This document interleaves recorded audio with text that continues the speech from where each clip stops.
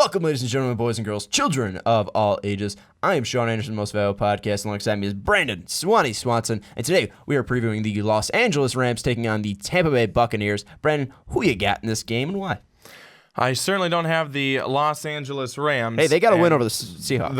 The reason why is because they still haven't scored a touchdown. They haven't looked like they're going to score a touchdown.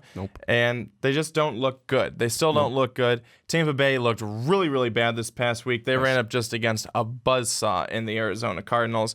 But I think that they come out this week and they look a lot better. Jameis Winston is not going to have as much pressure as he had against the Arizona Cardinals, and he might have a little bit of pressure up front from that defensive line, but there's no way are the Rams going to be as good in the secondary as Arizona was last weekend. So I think that that's going to be really helpful for Jameis Winston. Mike Evans is going to be able to make a couple more plays.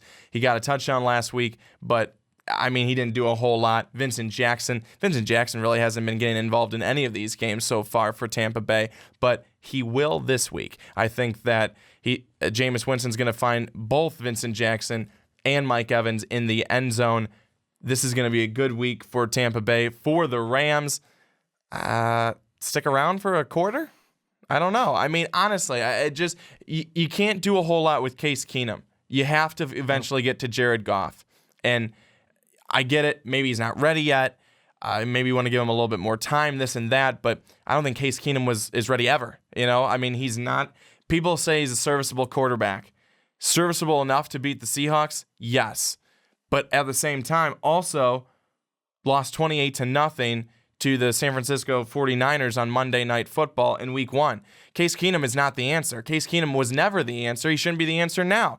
I think that you put Jared Goff in now, kind of see what he can do when you're not good, and then, okay, you get to grow, you get to go through the bad, and then he's there for the good. I don't get it. Some would say Case Keenum is better than Jay Cutler, and those some would be wrong. Those some would be wrong. Yes. They'd be dead wrong. Mm-hmm. Jay Cutler has been dead freaking awful. He dead. Jerry alive. He looks dead, but he's not as bad as Case Keenum. No. I think, though, Jared Goff, the move to Goff has to happen. It has to happen. You give it maybe one more week, you have Keenum out there, but who's going to put you in the better situation to win? Jared Goff. Who's your future?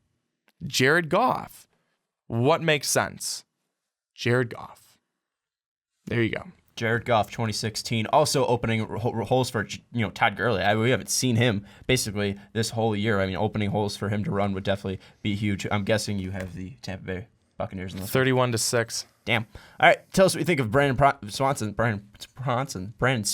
prediction down in the comments below. Rams fan, maybe you can make the argument why your Rams might win again. Maybe it's a 2-game winning streak here. We do not know, but tell us what you think down in the comments. Yeah, we pretty much know. Tell us down below in the comments what you think of Brandon Swanson's prediction. Also, tell us in the description.